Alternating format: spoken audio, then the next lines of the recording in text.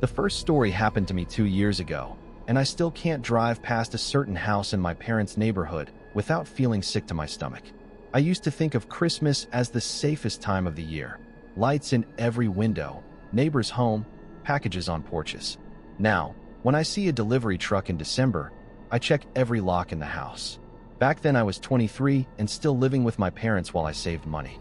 They went away the week before Christmas to visit my grandparents out of state, and I stayed behind because of work. I didn't mind it at all. I had the whole house to myself, a week off from pretending to be social, and full access to the good TV in the living room. Our street was one of those quiet suburban rows where every house looked like a Christmas card. Almost everyone decorated. Inflatable snowmen, reindeer, strings of lights across rooftops. At night, the whole block glowed. It felt safe, familiar. The first night alone, I did exactly what I planned. I made frozen pizza, put on a Christmas movie, and sprawled out on the couch with my phone. Snow had started drifting down outside, just enough to dust the sidewalk and our driveway.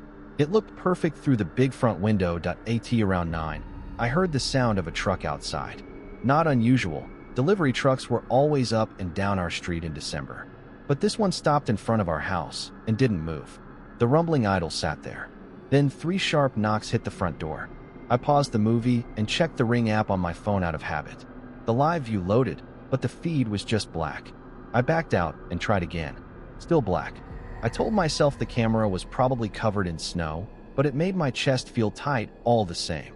The knocks came again, harder this time. I walked quietly to the door and looked through the peephole. A man in a plain brown jacket and beanie stood with a medium-sized cardboard box in his arms. No company logo on the jacket, no reflective vest, nothing. He looked off. Not obviously dangerous, just wrong for the part he was pretending to play. He was facing slightly away from the door, like he didn't want to be seen head-on. His truck was parked at a weird angle, not quite in front of our house, more like halfway between ours and the neighbors. "Who is it?" I called, trying to sound casual. "Delivery," he answered immediately.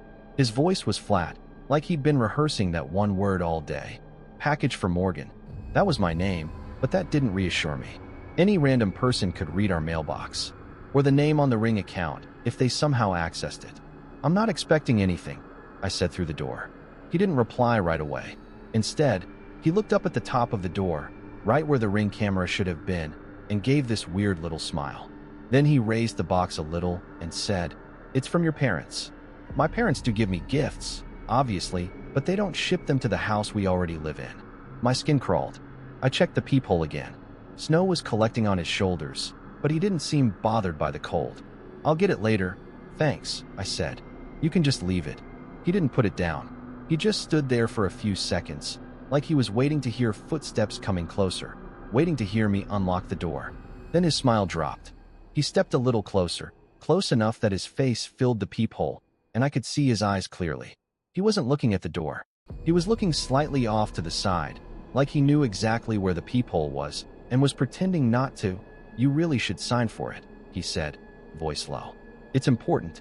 Every instinct in my body tightened. I didn't say anything. I just stepped back from the door as quietly as I could and grabbed my phone again. The Ring app still showed black. I tried turning on the porch light from the smart home app. It responded instantly. Outside, through the side window, I could see the light flick on and spill over the porch. But when I switched to the camera again, it was still dead, like someone had put tape over it. Another 3 knocks, slower this time. The sort of knock you use when you know there's someone on the other side. "I'm not opening the door," I said, still from a few feet back. "You can leave it or take it back. I don't care." A long silence. For a moment, I thought maybe he was gone. Then I heard the sound of cardboard scraping softly against the door, like he was running the edge of the box down it. Then footsteps, heavy and deliberate, moving off the porch. I waited a good 30 seconds before looking through the peephole again. The porch was empty. The box was gone. The truck's engine rumbled quietly, then faded as it finally drove further down the road. That I told myself I was being paranoid. I texted my mom about some random thing and didn't mention it. I restarted my movie and tried to pretend everything was normal, but I kept glancing at the black, dead camera feed on my phone. Around midnight, I turned everything off and headed upstairs.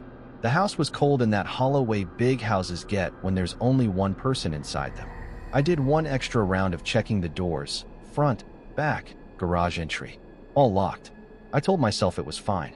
I woke up at 3 in the morning to a noise from downstairs. A soft, dull thump, not like something falling, more like someone setting something down on carpet, trying not to make a sound. For a moment I lay there, heart racing, telling myself it was the heater or the fridge or literally anything else. Then I heard the second noise, a faint but very distinct sound, the soft rip of packing tape being peeled back. That I sat up. My bedroom door was cracked open enough that I could see a slice of the hallway, dimly lit by the night light at the far end. I grabbed my phone, turned the screen brightness all the way down, and opened the Ring app again. Still black. This time, instead of giving up, I tapped the controls to turn on the porch light again. The light came on outside, washing the front entry window in a pale glow. Through the faint reflection on the floor, I saw a shadow move across the light. Someone was inside, between the front door and the living room. For a second, I thought maybe I was imagining it. The shadow passed slowly, like someone was standing just out of view, between the foyer and the living room. Then I heard the soft crackle of plastic and cardboard again, closer this time. I dialed 911 with my thumb and covered the speaker with my hand as it rang. My heart was pounding so hard it felt like it was shaking the bed. 911, what's your emergency? There's someone in my house, I whispered. I'm upstairs. I didn't let them in. Please, I think it's the delivery guy from earlier. She asked for my address, my name, if I was somewhere I could lock a door. I slid off the bed as quietly as possible and eased my bedroom door shut, turning the lock with 2 fingers so the click wouldn't be loud. I backed into my closet and pulled the door almost closed, leaving a crack so I could still hear. Stay where you are, the operator said. Officers are on the way right now. Don't hang up. Downstairs, a floorboard groaned. The kind of sound you only hear when someone is putting their full weight on it. Then another creak, a little closer to the stairs. I held my breath. He moved slowly, like he already knew the layout of the house. I heard something scrape lightly against the wall going up the stairs, like his hand was trailing along the banister. The steps creaked one by one. I could picture him on the other side of my bedroom door, standing in the dark hallway, listening. I squeezed the phone so hard my fingers hurt. The operator kept talking softly in my ear, asking if I could hear sirens yet. I couldn't. All I could hear was his breathing when he reached the top landing. It was faint, but it was there. Too slow to be panicked, too steady to be drunk. He tried my parents' bedroom first. The old latch rattled, then the door opened with a drawn-out squeak. Closet doors slid open and shut. Then the bathroom. The hall closet, every door except mine. When the handle finally turned on my room, the lock stopped it. He pushed once, twice, a little harder, but not like someone trying to break in. More like he was making sure it really was locked. I didn't realize I was crying until a tear slipped into my mouth. The operator told me again that help was close, to stay as quiet as possible. She sounded far away and completely unreal compared to the footsteps inches from where I was hiding. He stood outside my door for a few seconds. The house went dead silent. Then the softest sound, the whisper of something sliding down the door, like maybe he was pressing his ear against it. That was when I finally heard the sirens in the distance. They started out faint, then grew louder. He heard them too. The footsteps moved quickly now, not even trying to be quiet. Down the stairs, across the hardwood, a dull thud like something being dropped. The back door handle rattled hard once, then again. By the time the sirens were right outside, everything had gone silent. The operator told me when the officers announced themselves at the front door. I stayed in the closet until I heard them actually inside the house, calling my name. When I stepped out, my legs were shaking so badly I had to grab the dresser for support. 2 officers swept the upstairs while another waited with me. The back door was still locked. Every window was shut. There were no signs of forced entry. But on the floor at the bottom of the stairs, sitting neat and square on the carpet, was the same medium-sized cardboard box that had been opened. The tape was peeled cleanly back. Inside, resting on top of a layer of crumpled packing paper, were a roll of duct tape, a pair of latex gloves, and 2 plastic zip ties. No label, no return address, nothing to indicate it had ever gone through any real delivery system. One officer checked the Ring camera. The lens was covered with a square of dull black tape, perfectly cut to size. It had been pressed down so smoothly that in the dark, from the street, You would never have noticed anything wrong with it. They said maybe I'd interrupted someone casing houses, someone who'd been waiting for the right empty-looking place on a decorated street, someone who knew people let their guard down at Christmas. They never found the guy. The tape had no usable prints. The truck never showed up clearly on any of the distant neighbor cameras, just headlights and a shadow. My parents replaced the locks, upgraded the security system, added cameras inside and out. But that night, every December, I still see that box at the bottom of the stairs and imagine waking up just a little bit later or not listening to my gut when I refused to open the door. The second story happened the year I worked the closing shift at a big box store 3 towns over. This was 3 Christmases ago. I was 20, broke, and grateful for any hours I could get, even if that meant working until 1 a.m. right before the holiday. That night, December 23rd, the store was a mess of last-minute shoppers. People were grabbing lights, candles, half-crushed gift boxes, anything left on the shelves. By the time we made the announcement that the store was closing, I was exhausted and my feet hurt so much I could barely feel them. There were only 3 of us on closing crew. Me, another girl my age named Lila, and our manager, Steve. We locked the doors, watched the last few customers shuffle out, then started the usual routine, straightening aisles, picking up trash, pushing returns back to where they belonged. The store got quiet fast. The Christmas music that had looped all day felt almost eerie, now echoing softly over empty aisles. Lila was working the back half of the store. Steve was in the office counting drawers. About 20 minutes after closing, I was in the seasonal aisle, putting rejected ornaments and broken candy canes into a cart, when I heard something that didn't fit. The faint scrape of a shoe a few aisles over. We were supposed to be alone. Lila? I called that no answer. I pushed my cart to the end of the aisle and peered around. The row of wrapping paper rolls and artificial trees was empty. But the next aisle over, toward toys, I heard it again. A soft step, then plastic rustling. I told myself maybe Lila just had her headphones in. Or maybe Steve had come out of the office. Then a man's low voice said something I couldn't quite make out. It wasn't any word I recognized, more like he was muttering to himself. The hair on the back of my neck stood up. I backed away from the sound and walked quickly toward the front registers. Lila wasn't there. Steve wasn't either. The office door at the end of the hallway was closed and the light inside was off. The front doors were still locked. It was snowing outside. Our cars the only ones in the lot. I called Lila's cell first. No answer. I tried Steve next. He picked up on the second ring. His voice hushed. Yeah? Are you in the office? I asked. No. I'm in the back room checking the truck bay. What? I swallowed. I think there's someone still in the store. He went quiet for a second, then told me to go to the employee break room, lock the door, and wait. He said he'd call 911 from the office phone on my way there. I cut through the houseware section and made the mistake of looking down the main aisle toward toys. At the far end, just for a second, I saw a tall shape move between 2 shelves. The overhead lights reflected off something metallic in his hand, like a tool or a piece of hardware. That I didn't wait to see more. I ran the rest of the way to the break room, slammed the door, and locked it.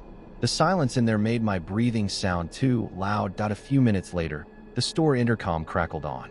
Steve's voice, tight, said, "Attention shoppers, the store is now closed. Please make your way to the nearest exit." We both knew there were no shoppers.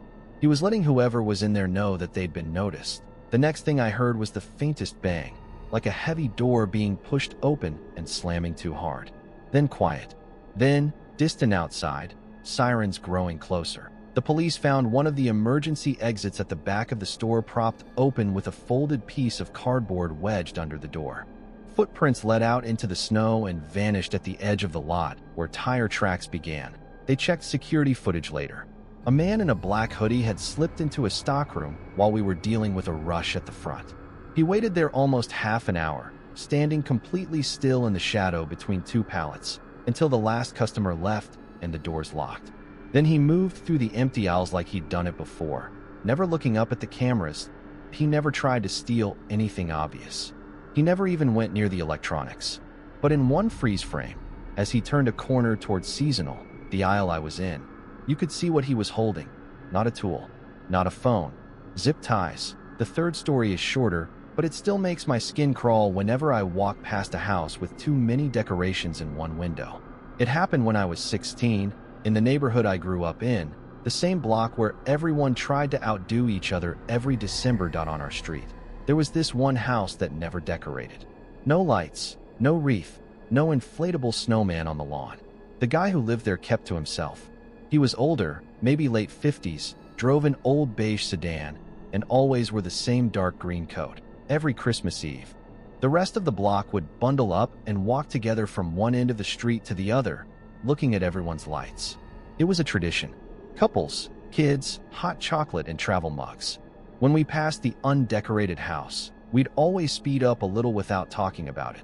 The year this happened, though, something was different. As we turned the corner and the dark house came into view, I noticed a glow in one of the upstairs windows. At first I thought maybe he'd finally put up a tree. But as we got closer, I realized it wasn't the warm flicker of Christmas lights. It was the cold, bluish light of a TV screen, and something else, something that looked like a cluster of tiny red dots shining out from behind the glass, almost like. At first I thought it was just some weird reflection. But as we got closer, I realized they were too steady, too evenly spaced, and too bright. Four perfect dots of red, set in a small square pattern high in the center of the window. "Are those lasers?" My little cousin whispered. My dad laughed it off and kept walking, making some joke about high-tech Christmas decorations. But the man who lived there never decorated. Ever. Our pace picked up the way it always did when we passed his house, but I couldn't stop looking. Through the thin curtains, the TV flickered, casting fast-changing shadows around the room. For half a second, between frames of light, I saw a darker shape near the window, like someone standing just to the side of it. The red dots shifted down an inch, then up again, like whatever they were attached to had moved. I grabbed my dad's sleeve. "Did you see that?" He glanced up, squinted, then shook his head. "Come on, it's cold." That should have been the end of it. Just a weird moment on a cold night. But later that week, right after New Year's, there were police cars in front of that house. 2 cruisers at first, then 3.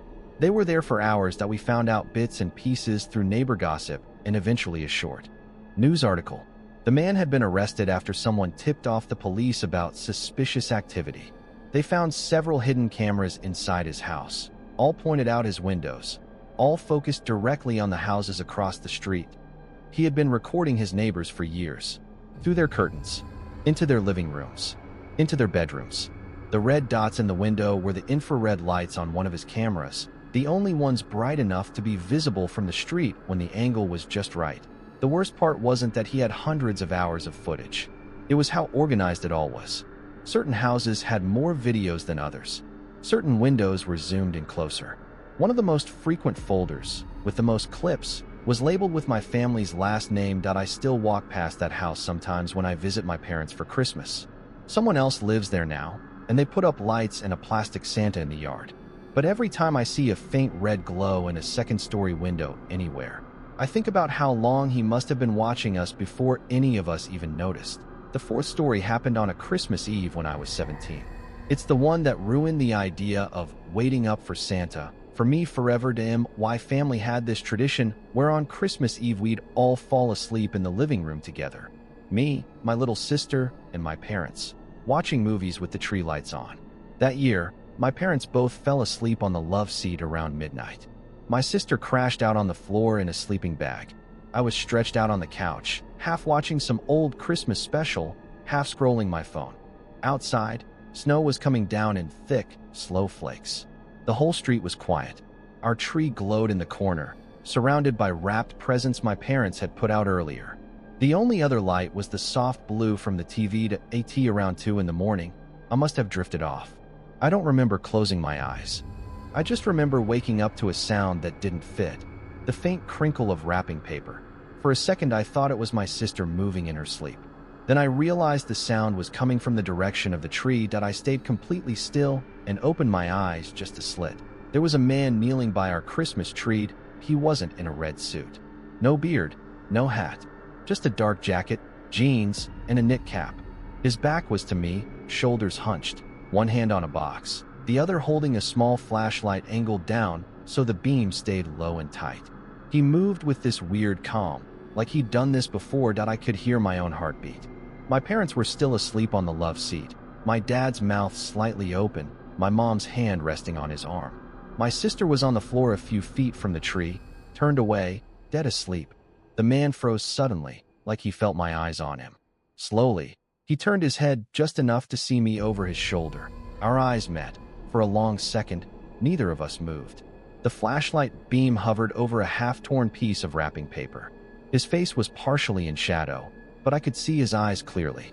They weren't wide with surprise. They were flat, almost bored that he raised one finger to his lips in a shushing gesture, then pointed that same finger toward the hallway where the bedrooms were, as if reminding me that there were more people in the house. Then he turned back to the tree and carefully set the partially open present back down exactly where it had been. He stood up slowly. Every creak of the floor sounded thunderous to me, but my parents didn't stir. My sister shifted once in her sleeping bag, and then went still again. He walked to the front door without rushing, unlocked the deadbolt, and slipped outside into the snow, closing it so quietly it barely clicked. I lay there frozen for what felt like hours, listening to the soft hiss of the heater and the distant hum of the fridge, waiting for something else to happen. Nothing did. In the morning, when everyone woke up cheerful and groggy, I checked the tree first. None of the presents looked disturbed. The door was locked. There were no footprints inside, nothing out of place. I told my parents what I'd seen. They smiled and said I must have been dreaming, that I'd fallen asleep with the movie on and mixed it into some kind of half-awake nightmare. They pointed out how everything in the house was normal. I checked the snow outside. Our front steps were covered in fresh powder, smooth and undisturbed except for our own tracks from earlier that evening. But on the sidewalk, just visible where the streetlight hit, there was a single set of footprints leading up to our house, and then away again. They stopped abruptly at the curb, like whoever had been there got into a car and drove off. Every year after that, when people talk about how magical it is to fall asleep by the Christmas tree and wait for Santa, I picture that man turning his head, meeting my eyes, and deciding, just that quickly, that we weren't worth the trouble.